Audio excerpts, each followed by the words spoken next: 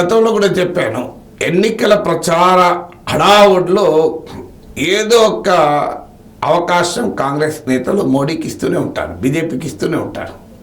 So క్యాచ్లు ఇవ్వడంలో కాంగ్రెస్ నాయకులు మించిన వాళ్ళు బహుశా దేశంలో ఎవరుండరు.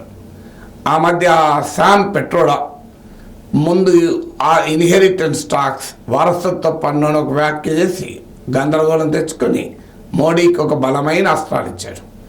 ఇక ఆ తర్వాత భారతదేశంలో వివిధ ప్రాంతాల్లో ఉన్న వారికి రంగులను పేర్కొంటూ వారు చైనా వాళ్ళతో, అరబులతో, ఆఫ్రికన్లతో పోల్చి అసలు ఇక మోడీకి అన్ని రకాల అస్త్రాలు ఇచ్చేశాడు. ఇప్పుడు ఇక మణిశంకరయ్య ఈయన ప్రతి ఎన్నికలప్పుడే మనకు కనిపిస్తాడు, వినిపిస్తాడు. ఏదో ఒక స్టేట్మెంట్ ఇచ్చి కాంగ్రెస్ పార్టీని కథం పట్టించడానికి తన శాయశక్తులా కృషి చేసే కాంగ్రెస్ మేధావి మణిశంకరయ్య. సో ఇప్పుడు ఆయన తాజాగా స్టేట్మెంట్ ఇచ్చాడు. పాకిస్తాన్కు అణ్వస్త్రాలు ఉన్నాయి, పాకిస్తాన్ పట్ల మనం జాగ్రత్తగా ఉండాలి. ఆయన అన్న స్టేట్మెంట్లో తప్పుందని అంటలేదు. డెఫినెట్గా పాకిస్తాన్ దగ్గర అణ్వస్త్రాలు ఉన్నాయి, భారతదేశం దగ్గర కూడా అణ్వస్త్రాలు ఉన్నాయి.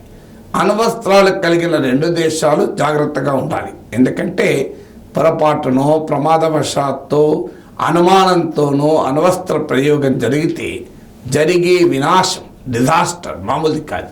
అందువల్ల జాగ్రత్తగా ఉండాలి అనడం తప్పలేదు. కానీ ఎప్పుడు కూడా ఒక మాట ఏ సందర్భంలో అన్నారు అన్నది కూడా ఇంపార్టెంట్ అవుతుంది.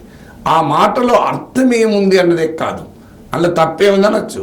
ఉదాహరణకు మనం నార్మల్ సభలో మాట అన్నాం అనుకోండి, పుట్టిన ప్రతి ఒక్కడు చావక తప్పదు. ఇది కరెక్టా కాదా? ఖచ్చితంగా కరెక్ట్. చదివిన భగవద్గీత అయినా అర్థమవుతుంది, అసలు ఏది భగవద్గీత చదవకపోయినా అర్థమవుతుంది. ప్రతి మనిషికి తెలిసిన సార్వజనీన సత్యం, పుట్టిన ప్రతి ఒక్కడు చావక తప్పదు. మీరు ఎవరైనా ఒకరి బర్త్డే సెలబ్రేషన్స్కి వెళ్ళి మీరు పుట్టిన ప్రతి ఒక్కడు చావక తప్పడు అన్నాడు అనుకోండి, మరి నిన్ను చావకూడతారు గ్యారెంటీగా.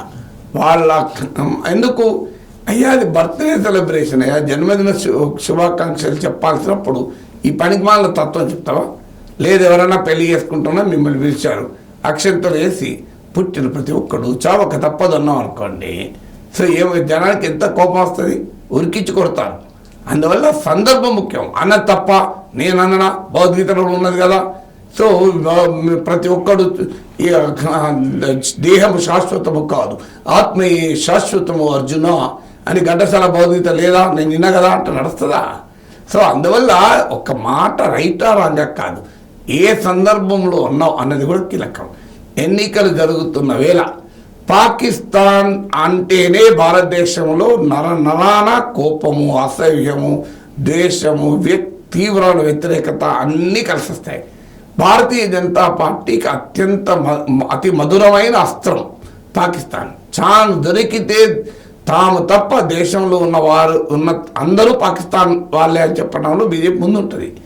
అలాంటిది మణిశంకరయ్య ఇప్పుడు దొరికింది. పాకిస్తాన్ అణ్వస్త్రాల పట్ల జాగ్రత్తగా ఉండాలి, వెంటనే బీజేపీకి అస్త్రం.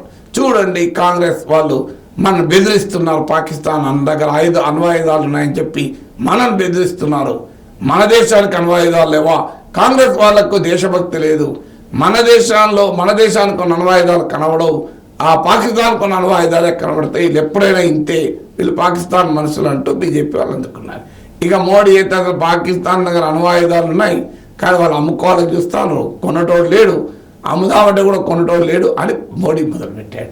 సో మణిశంకరయ్య కొద్దిగా నా సమయము సందర్భం లేకుండా ఏదో ఒక వ్యాఖ్య చేసి మీ పార్టీని మీరే నాశనం చేసుకుంటా అంటే చేయగలిగింది ఏమున్నది? Wish the Congress all the best అని చెప్పాలి.